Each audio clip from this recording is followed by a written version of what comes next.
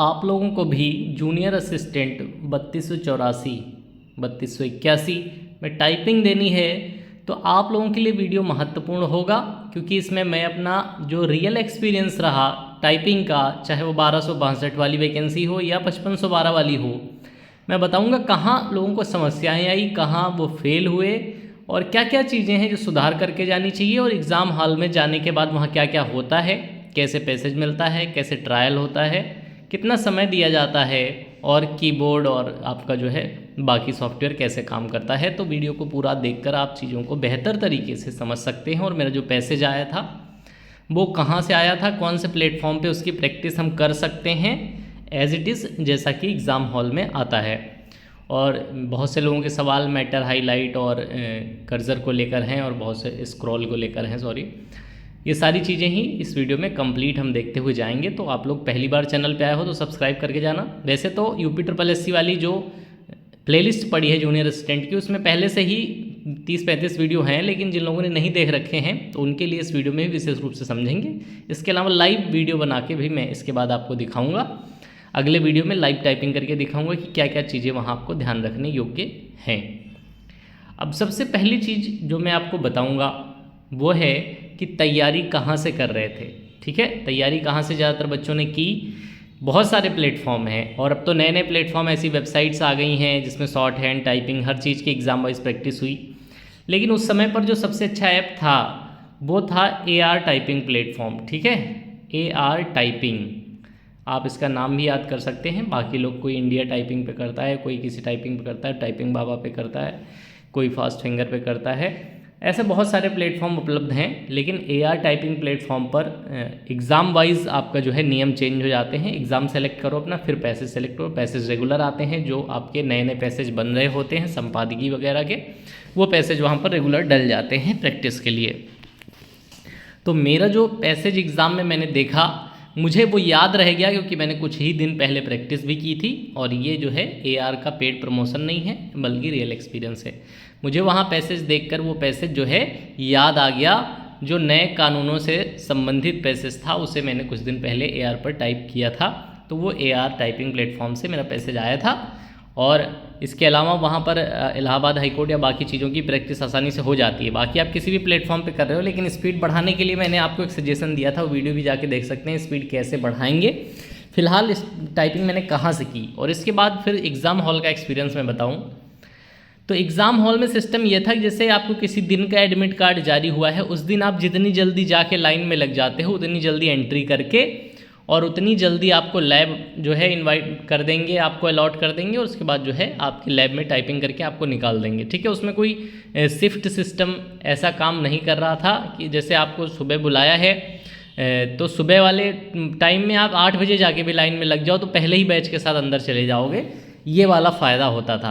जैसे 2 मीटिंग में चल रही टाइपिंग, सुबह शाम, या 3 में बनाएंगे सुबह शाम दोपहर, तो उसमें भी जो आगे लाइन में लग गया उसकी टाइपिंग पहले हो गई और उससे पहले जो है छुट्टी मिल गई। ऐसा सिस्टम चलता है।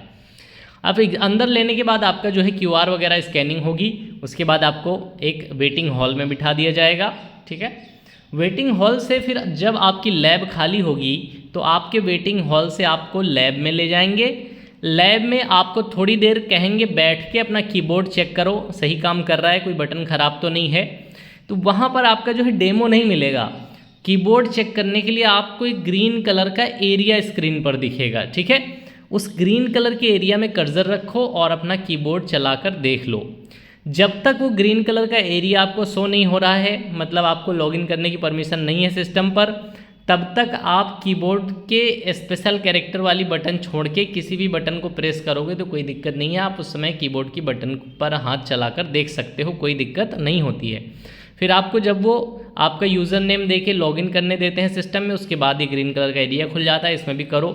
इस ग्रीन कलर के एरिया में प्रैक्टिस करने के थोड़ी देर बाद वो आपसे कहेंगे कि अब आप जो है रेडी टू स्टार्ट करोगे अपना सभी जो इंस्ट्रक्शन पढ़ के, और आपको डेमो मिलेगा।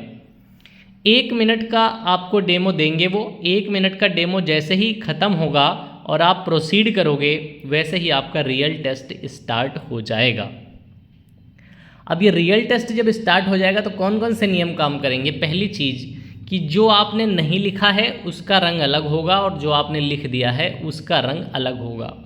दूसरी चीज़ आपका बैक स्पेस कितना काम करेगा। मैटर हाईलाइट वाली मैंने बात बता दी, बैक स्पेस कितना काम करेगा।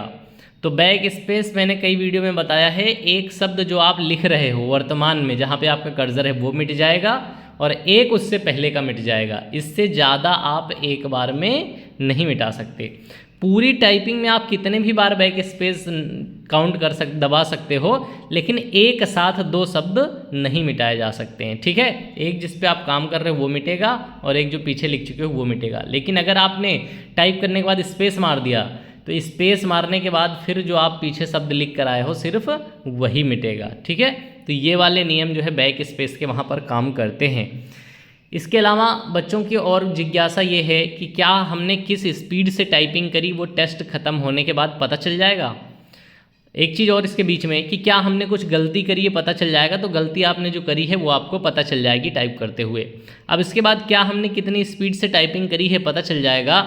तो ये पता करने के लिए आपको टाइपिंग फिनिश होने के बाद थोड़े से समय तक आपका जो है स्क्रीन पर दिखता है कि आपने कितना मीटर टाइप करा है। तो अगर आप उस वर्ड को उतनी देर में उस लेटर को काउंट कर लेते हैं, जो कि इतना आसान काम नहीं है, इतने लेटर्स कोई नहीं काउंट कर सकता, तो लोग एक लाइन के कुल लेटर्स काउंट कर लेते हैं और उस हिसाब से अंदाज़ा लगाते हैं कि एक लाइन में इतने की स्ट्रोक हैं, तो मैंने 3.5-4 लाइनें कर रखी हैं तो कितने की स्ट्रोक होंगे। बस इसी आधार पे आप अंदाज़ा लगा सकते हो। गलतियां आपको 5 से ज़्यादा नहीं करनी है। ठीक है, ये एक नियम है। नियम के विषय में पहले ही वीडियो आ चुकी है मेरी, 4-5 लगातार वीडियो आ चुकी हैं कि UPSSC में टाइपिंग के नियम क्या क्या हैं रूल्स पर। तो 5 से ज़्यादा आप जो है गलतियां नहीं करोगे, 5 से ज़्यादा गलतियां माफ़ नहीं है। फिर हर गलती पर आपके 5 सही शब्द काटे जाएंगे, फिर आपका काफ़ी नुकसान होगा। तो गलतियां भी आपको देखकर चलना होता है। तो अगर आपने 5 से कम गलतियां कर रखी हैं तो आप एक लाइन में कितने की स्ट्रोक हैं काउंट करके, टोटल लाइन्स आपने 4, 3.5, 4, 5 लाइन कितनी लाइन करी हैं उस हिसाब से आपको पता चल जाता है आप पास हैं नहीं। अब मैं पहले से नहीं बता सकता हूँ कि कितनी लाइन करनी है। इसकी वजह यह है कि किसी का जो है फ़ॉन्ट बड़ा होता है और किसी का छोटा होता है। लेकिन किसी नॉर्मल साइज का फ़ॉन्ट, मतलब बड़ा नहीं किया है किसी ने, बिल्कुल नॉर्मल साइज है, तो आप ये मान सकते हो कि 4 लाइन से ज़्यादा हिंदी वाला बच्चा क्वालिफाई हो जाएगा अगर गलतियाँ 5 से कम हैं, और 5 लाइन से ज़्यादा इंग्लिश वाला बच्चा क्वालिफाई हो जाएगा अगर गलतियाँ 5 से कम हैं तो। ठीक है, तो आपको यहाँ तक का प्रयास करना होता है कि यहाँ तक आपकी टाइपिंग हो सके। टाइपिंग के बारे में मैंने बहुत सारी बातें बता दी हैं, लेकिन लाइव करके टाइपिंग आपको दिखाऊंगा कौन कौन सी चीज़ माफ़ है, कौन कौन सी नहीं है, पैसेज कैसा आएगा, टाइपिंग रूल्स क्या रहेंगे। तो वो वीडियो आगे ज़रूर आएगा, लेकिन उसके लिए आपको करना इतना है कि चैनल के साथ जुड़े रहना है। मैं पिछले 5-7 साल से लोगों को अलग अलग भर्तियों में, इलाहाबाद हाई कोर्ट हो चाहे ये UPSSC की भर्तियां हों, अलग अलग भर्तियों में पूरी डिटेल देता हूं, पूरी हेल्प करता हूं। लेकिन दिक्कत ये कि चैनल जो है बढ़ा नहीं, तब से ग्रो नहीं हुआ, क्योंकि देखकर तो लोग ऑडियंस बहुत आती चली जाती है, सब्सक्राइबर नहीं आते हैं, जिस वजह से फिर चैनल ग्रो नहीं होता है। तो परमानेंटली चैनल पर काम भी नहीं हो पाता है। फिर मुझे अपने जो है अदर सोर्सेज पर काम करना पड़ता है जहाँ से मैं अर्निंग भी कर सकूँ, क्योंकि अपना भी काम चलाना है। तो चैनल पर मैं हालांकि बहुत आवश्यक वीडियो जो होती है वो ज़रूर लेके आता हूँ। बाकी टेलीग्राम पर आपको रोज़ अपडेट मिलती है, टेलीग्राम पर नहीं हो तो वहाँ जुड़ जाओ। वहाँ पर मैं जो है दिन भर पूरी अपडेट करता हूँ। UPSSC, Allahabad high court, UP police, UP के अदर एग्जाम है, PCS हैं, RO हैं, सब में कितनी वैकेंसी हैं, कब तक आएंगी, क्या कट ऑफ रहेगी, क्या प्रीवियस कट ऑफ रही थी, आज की खबरें न्यूज़पेपर में आपकी परीक्षाओं से जुड़ी हुई क्या हैं, ये सारी चीज़ें आपको रेगुलर पता चलती रहती हैं। तो टेलीग्राम पर जुड़ जाना, यूट्यूब को भी सब्सक्राइब कर लेना, और जो भी डाउट हैं आपके इस भर्ती से रिगार्डिंग वो आप कमेंट करके पूछ सकते हैं। 5512 कंप्लीट होने को तैयार है, बहुत ही जल्द DV वगैरह स्टार्ट हो जाएंगे। इसके बाद आपकी जो है 3284 की जो है टाइपिंग के लिए भी अनाउंसमेंट जल्दी ही आ जाएगी, तो उसके लिए परेशान मत हो। आपके नंबर के बारे में पहले ही मैंने वीडियो डाल रखा है, किसके कितने नंबर हैं तो टाइपिंग के लिए, और कितने नंबर हैं तो फाइनल के लिए वो सेफ हो सकता है। बस आप टाइपिंग प्रैक्टिस करते रहो और प्रयास यही रखना कि एरर पर आपका जो है कमांड रहे, कम से कम गलतियां हों। 5 गलती के अंदर अगर आपने 4 भी करी हैं और कुल 5 भी कर दी हैं तो 5 माफ़ हैं, लेकिन 6 करोगे तो फिर 5 सही शब्द कटेंगे, फिर आपका नुकसान होगा। ये चीज़ आपको ध्यान रखना है। तो चैनल सब्सक्राइब करके जाना, क्योंकि वीडियो थोड़ा समय लेके जरूर आती है, लेकिन हर भर्ती के लिए जो जितनी आवश्यक वीडियो है वो ज़रूर दे देता हूँ। बकवास वीडियो बहुत कम आती हैं, तो वो आपको मिलती रहेंगी। चैनल सब्सक्राइब रहेगा तो आपको जो है ये रियल एक्सपीरियंस बता रहा हूँ। इन दोनों ही भर्तियों में मैंने टाइपिंग दी थी, तो इसलिए ये अनुभव आपको बता रहा हूँ 1262 और 5512 में।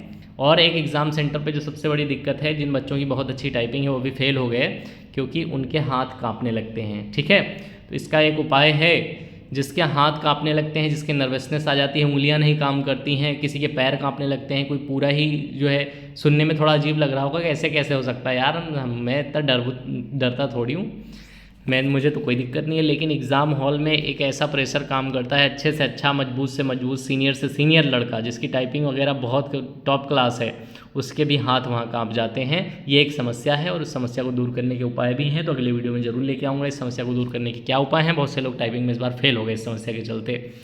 उम्मीद है वीडियो अच्छी लगी होगी, अगली बार फिर चैनल पर आओगे, सब्सक्राइब करके जाओगे। Thank you for watching this video.